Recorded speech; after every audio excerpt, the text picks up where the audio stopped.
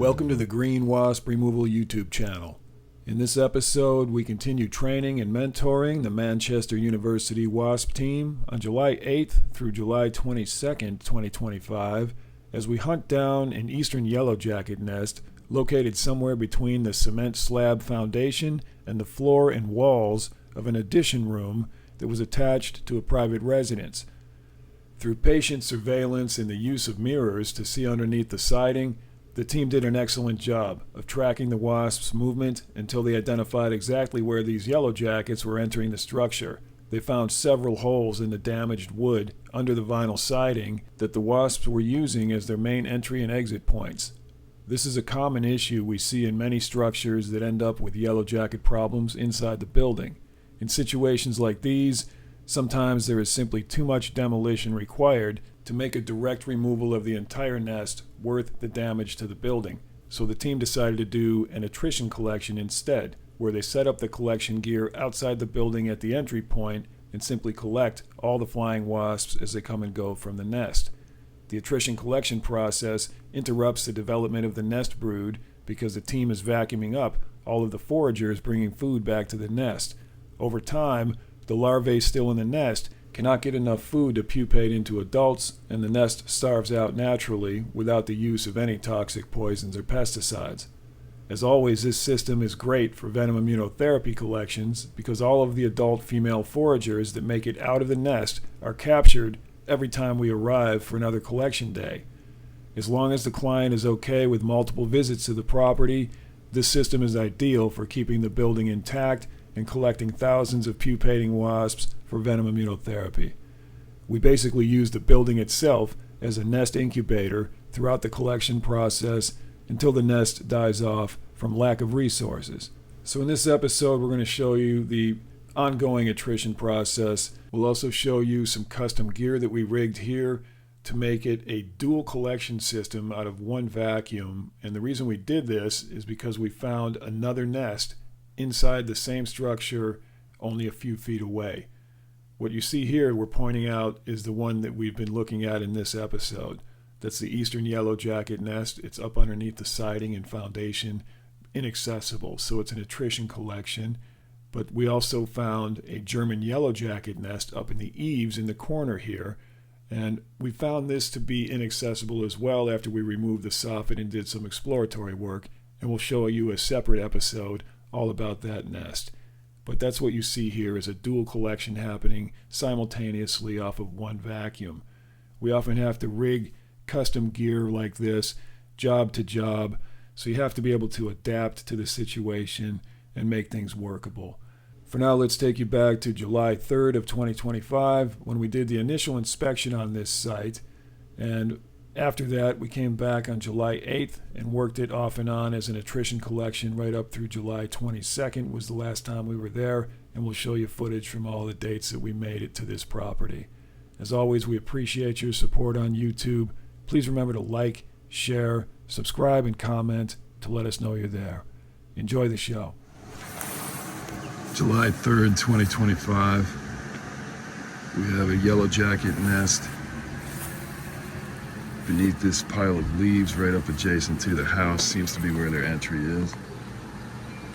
We'll try to get a specimen captured for ID. Looks like probably Maculifrons, Eastern Yellowjacket.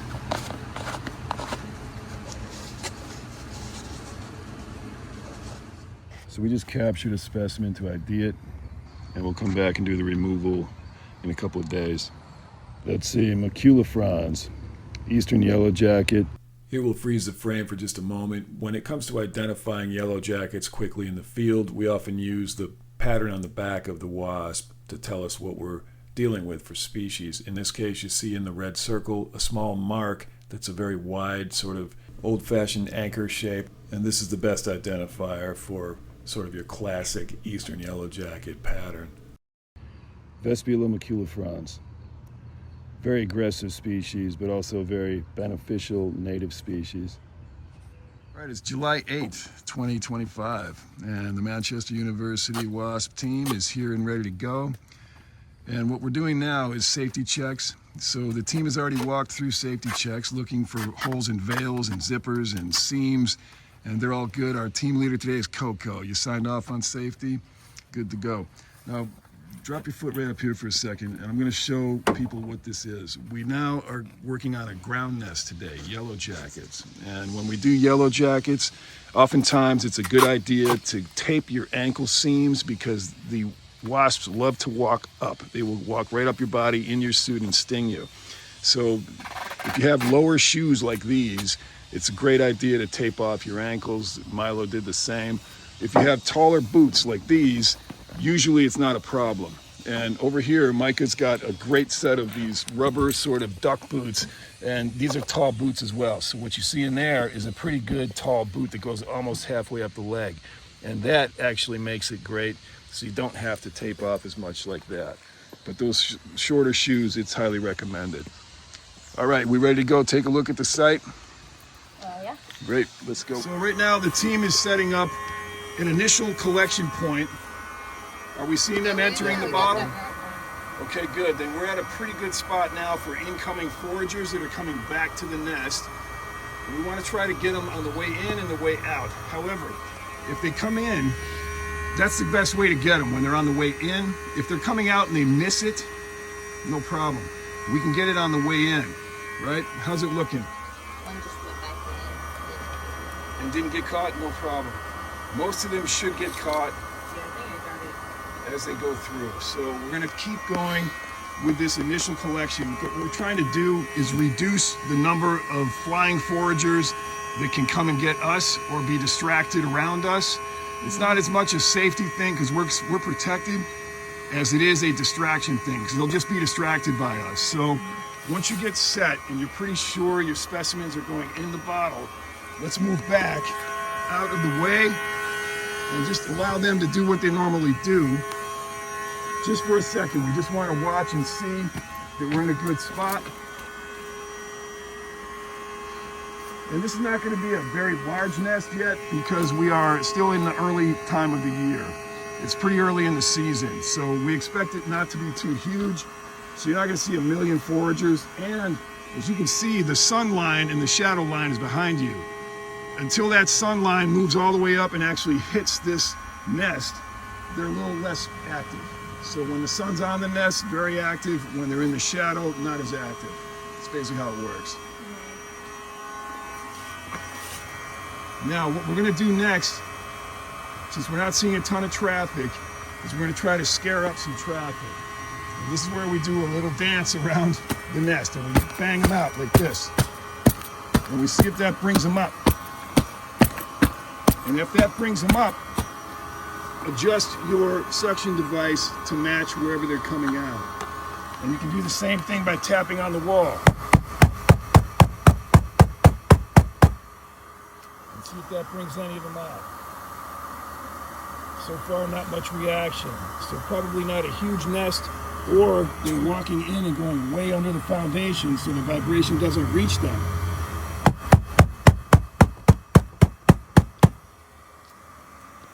See specimens entering the bottom as they fly in.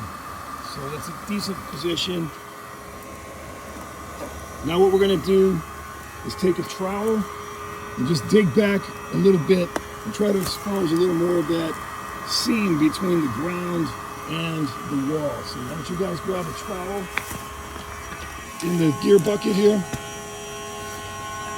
There's a couple of them in there, so grab a couple of them out.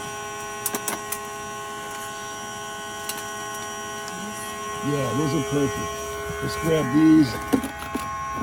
There's one, and there's another. So come on over here, and let's kind of just watch for a second.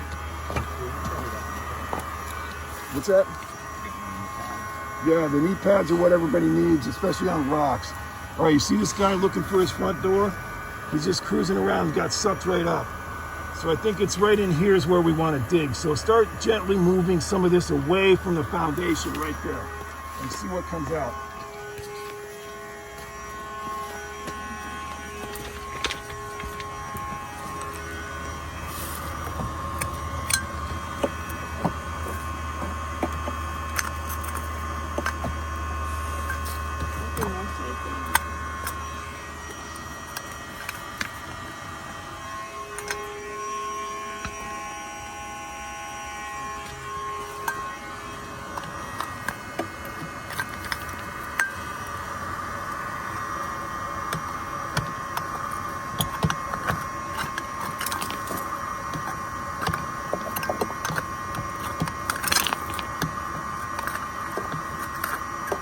pretty soft earth under there? Yeah, good. under the rocks. All right, good. So we're probably going to find a nest straight down along here, but they might be going underneath the siding into the structure, and that's what we want to identify by removing some material. We want to find their front door, a really clear, obvious front door or tunnel.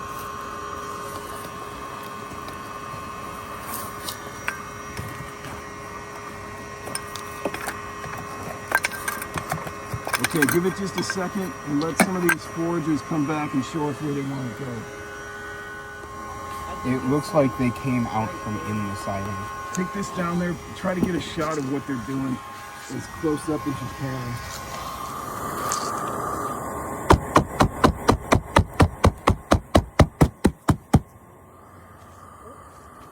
Here's a great example of what they do. So, maculifrons, they dig in with their mandibles, which is the front pinchers.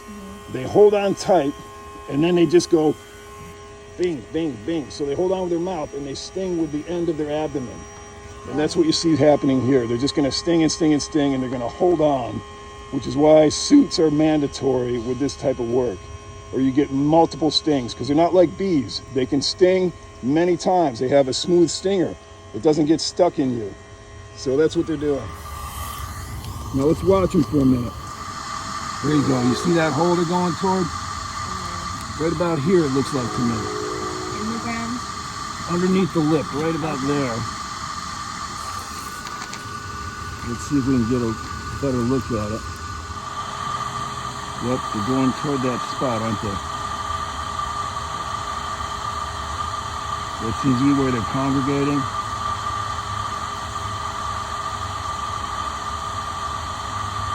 All right, let's do a little digging right here.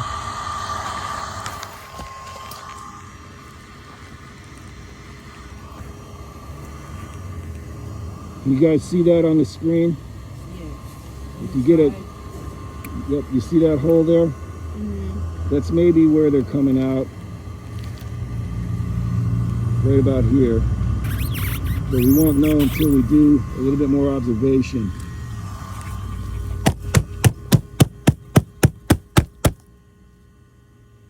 When you're doing banging on siding, be careful not to break it. It can only be gentle on the plastic, okay?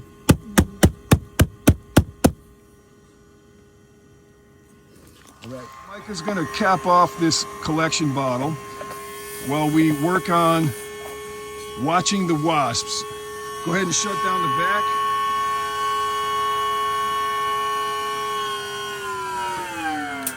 Great. Thank you. Now, the next step here is we're just going to observe. What are you seeing? They're all just flying around here looking for where to go. Yeah, they're all confused because they're looking for what used to be like rocks as their front door. Reorient. What's happening here is called orientation. They visually orient every time there's a change, and they're reorienting now to figure out how to get home. They figure that out quickly through pheromone, and they'll follow their own scent back to the nest. All right, let's just watch them for a little bit.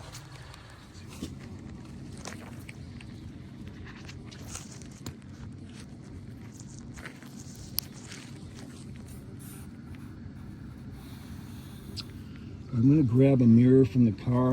Okay. I have a small mirror for this type of work. The team is trying to zero in on the entry point of where these wasps may be entering their nest. Well, I see a couple spots where the wood underneath the siding has been chewed away. Yep, that's typically where they like to go in, but just let's verify where that hole actually is. So keep an eye on it. You can use the mirror for as long as you need to. You can Yeah, move it's your right there. Oh, I see him coming you can out. move your pad up. Have you found it?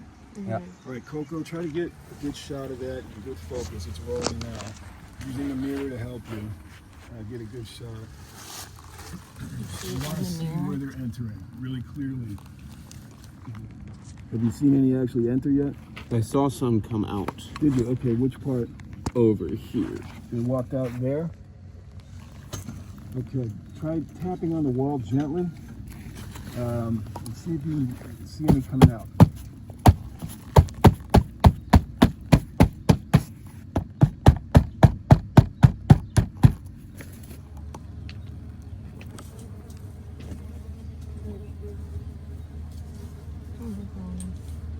Oh, there's about 4 here now. Oh, I see one inside. Can you get that angle? Where do you see him? Oh, right there. Yeah. Just saw one fly out. Okay, you saw one definitely exit? Yes, Okay, from right here.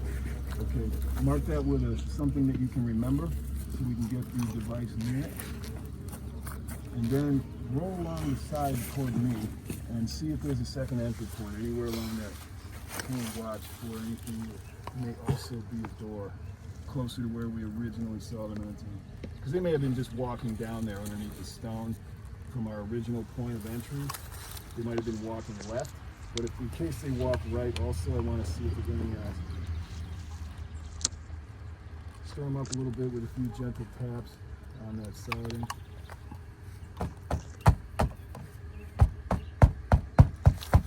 I'm going to see if anybody exits anywhere along that right side. If not, if you don't see anybody coming or going right, then we're going to start focusing left. Looks like their main point is the left, because they're starting to come out. All right, good. If you're starting to see them exit pretty regularly from one point, we're going to line up our collection device over there. All right, good job. All right, Michael, let's get your back on. All right, so the team has identified now exactly where they're entering. You can see them here on the left side, right over here. And they're going into a spot that seems to be up in the foundation. Is that right? Mm-hmm. Okay. Where that stick is. Okay, the stick marks their entry point. So Micah's firing up our vac, gonna get our collection bottles set up. Show her where the stick is. Stick is right there.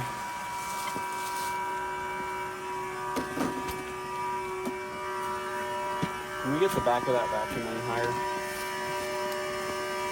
Maybe prop it up on this.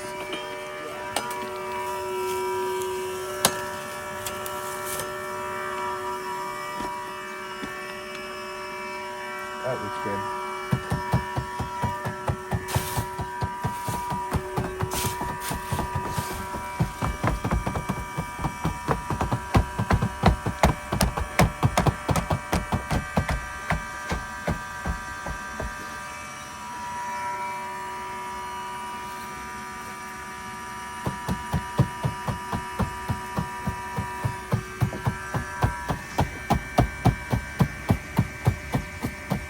Are we seeing any activity in the bottle? How's it look for so far specimens in the container?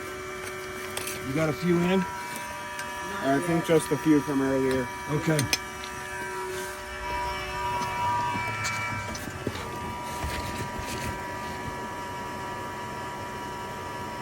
All right, I think what we'll do is let's set up the vac right there and just leave it for a few minutes. And watch to see if they're being collected from that position.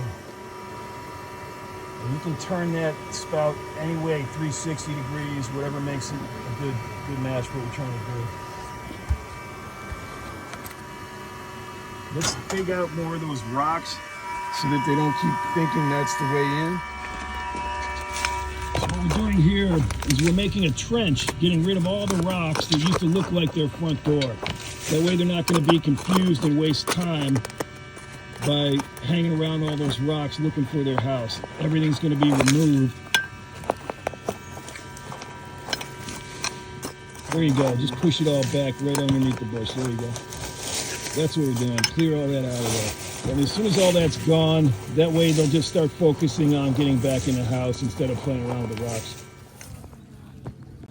All right, so now we've given them plenty of room to reorient without being confused by those rocks. So we're just going to let them find their way back in through pheromone so that they become very used to this front door.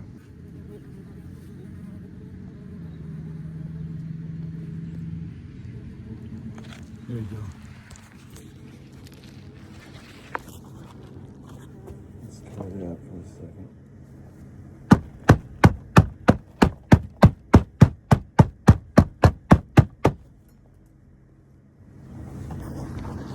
Observation and patience is a big part of the job. Let's see where these foragers enter.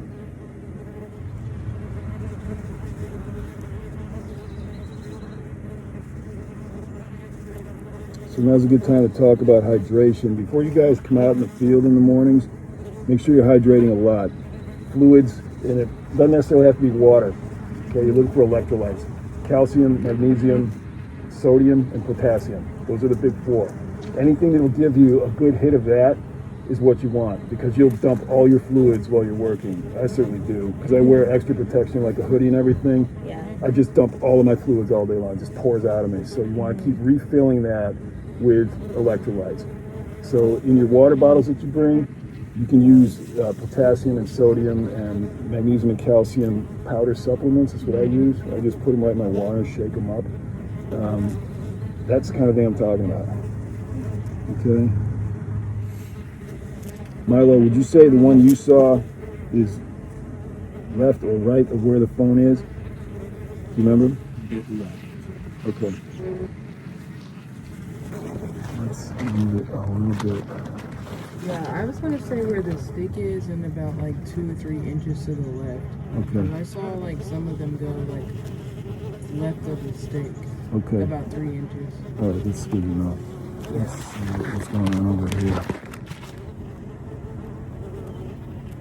There you go. See it? Yep. Just went in. That's our hole.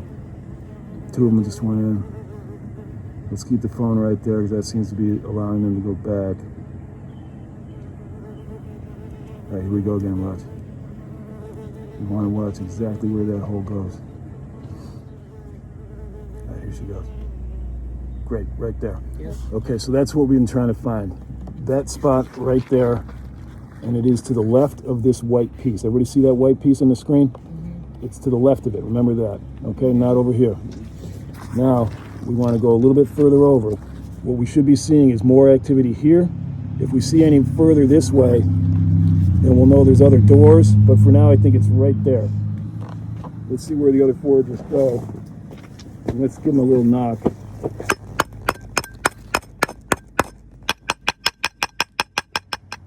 They must be pretty deep in there because the vibration doesn't bother them and send them out. So, attrition collection. Here we go. One of them exited there, but I didn't see him come out that hole. They might have come a little bit further to the left. So you see how she's following her own pheromone? She goes over there, looks for the rocks, realizes that's not where the pheromone is, and she comes back over here. That's reorientation. There you go. Boom, same spot. Now from here to here seems to be our 0 zone. Zeroing in on that. It seems pretty clear to me that we're not going to do any digging. So what we'll do is call this an attrition collection. And we now know where the point is that we need to work. And I'm going to put a little piece of tape directly over the nest hole that we're looking at right here. So this is where I'm going to put the tape. And as we set up our collection device, that's the 0 point from now on. Let's just double check that all the foragers are going in the same place. I'm seeing some exit, but I'm not watching them on the screen. So they're exiting from another spot, maybe a little further left, but they're entering at the point where the screen is. And they often will enter and exit from slightly different points. It's not unusual. But I just want to make sure we're in the right spot. Grab me a piece of tape, would you please? Thanks. So I'm going to say right about, let's see here. Yeah. All right, so this is the point we're shooting for on our attrition collections because that seems to be where they're entering. So let's get the vac fired up and we'll start leaving this collection device right by that tape for a while and we'll collect whatever's here for just a little bit.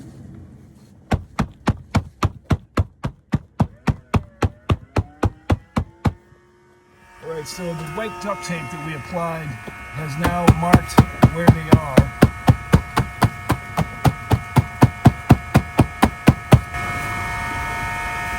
There you go. Let's get it set so we can let it automate, just not have to hold anything. We'll just let it sit there for a while. So what we're doing is setting up the collection device so we can automatically collect. No one has to hold it. And we'll let Micah kind of spin that spout around to whatever seems to be the best spot for it.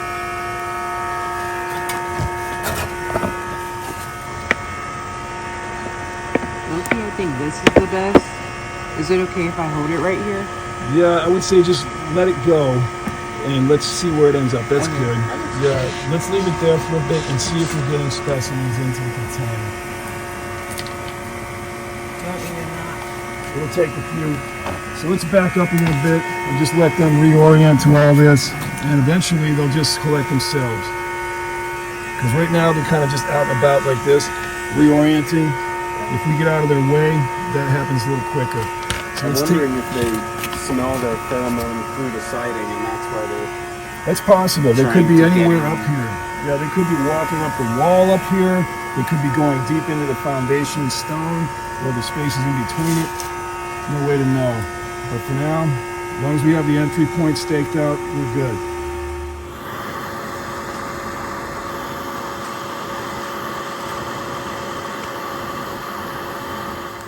Right now we're monitoring this entry point because we found where they enter the foundation. And we just want to confirm traffic at this point to make sure we're in the right place. And it appears that we are. The collection already is starting to increase inside the collection bottle. As you see here, more and more are getting collected. So we're just going to watch this for a few minutes.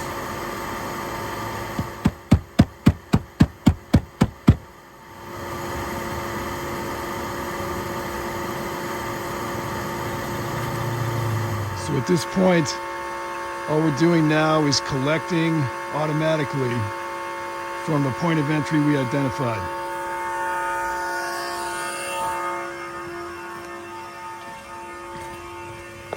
So for now, that looks like about all that's flying for today. So we're gonna wrap it up for today, and we'll come back tomorrow.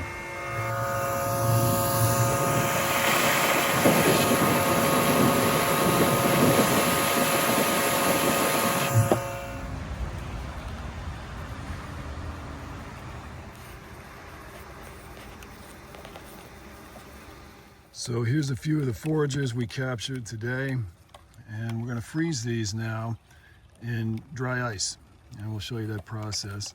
So in the vehicle, we keep dry ice in a dedicated cooler, and in here we have just cardboard, scrap cardboard as insulation. So what we do is we scoop out room to make room for the container, and then we cover it up with ice. So typically we use this container to scoop.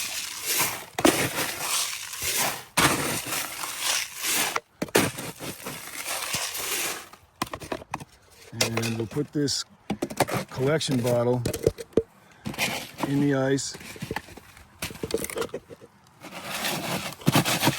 and then we'll bury it.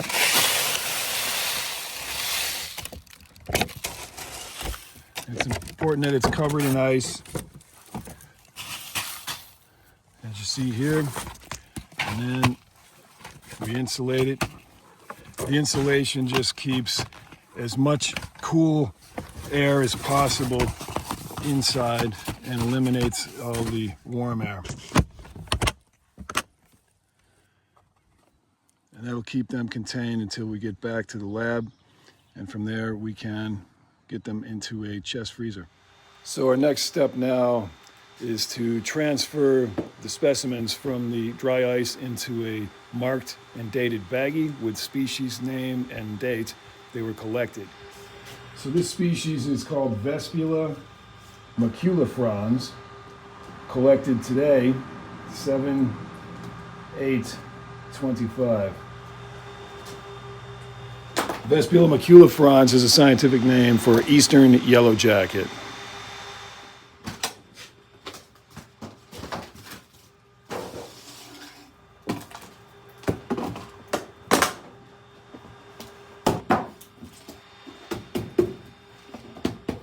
So we're tapping gently on the bottle to get them ready to be transferred, because they get a little sticky in there when they freeze solid.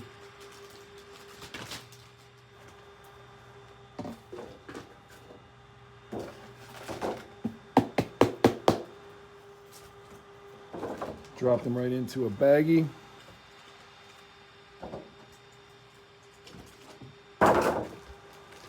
And that's our first little nest of the season as far as Yellowjackets go.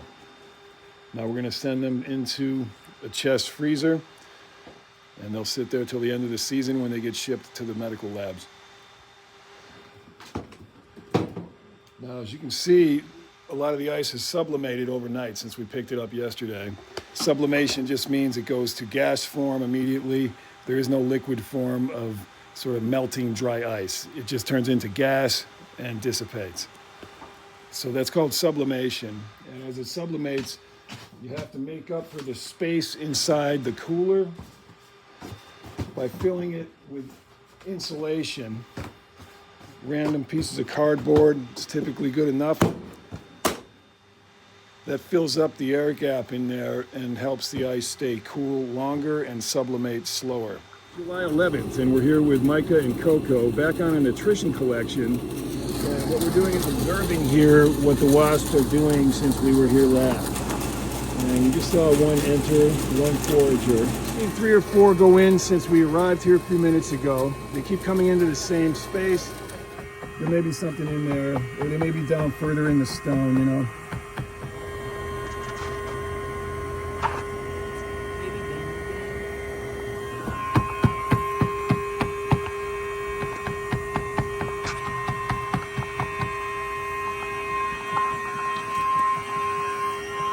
Few specimens in here already. We don't have many today. For today, guys, thank you very much. Attrition jobs are like this. You just keep coming back and knocking them down, keeping them away from the client and collecting them. So that's it for today. Just a small amount of foragers out today, but that's the point of attrition. We just try to keep the population down, and that's why we come back every couple of days and collect whatever has pupated out to go forage. And that's it for today.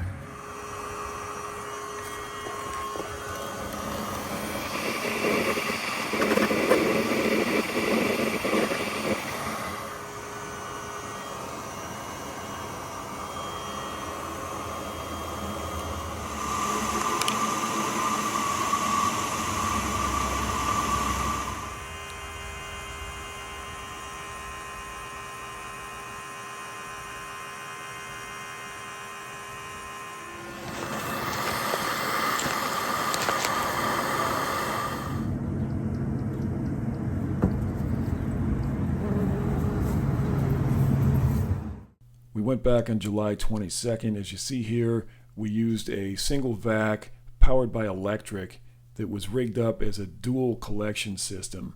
And we had to plug this into electric because it's going to require a lot of power with 2 different collection bottles going. But one was for the Eastern Yellowjacket. As you see here, underneath the siding, there's a Eastern Yellowjacket nest that we've been working on for attrition over the last few days.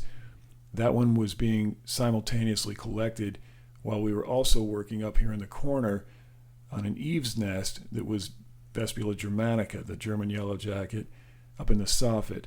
This was also unreachable. We went up into the soffit and we found that it was wedged in between some wall spaces that we couldn't get to pull the nest. So we did attrition up there as well. And when you have a situation like this where there's 2 nests right next to each other, we figured we'll just use 1 vac with 2 hoses, and it worked out just fine. Both nests were still very active. The Eastern Yellowjacket nest has a fairly low population still. We've been pulling several of them out every time we come out. So we're keeping the population down, but they're still active. As you can see, this one's bringing debris out that they've been digging out of the interior. And they take this material out and they dump it typically. And then they'll fly back in, get some more, dig it out, and dump it outside. So that activity was happening, while at the same time they had foragers coming back into the nest, bringing food to the nest. So there was traffic going both ways. On these attrition collections, you really have to monitor your gear very carefully, make sure it's got the right placement, because if you end up seeing a different entry point, for example, you might be on the one that has the least amount of traffic while they're all coming out of another spot. So you have to really watch and just monitor and adjust your gear as needed. That's exactly what happened here.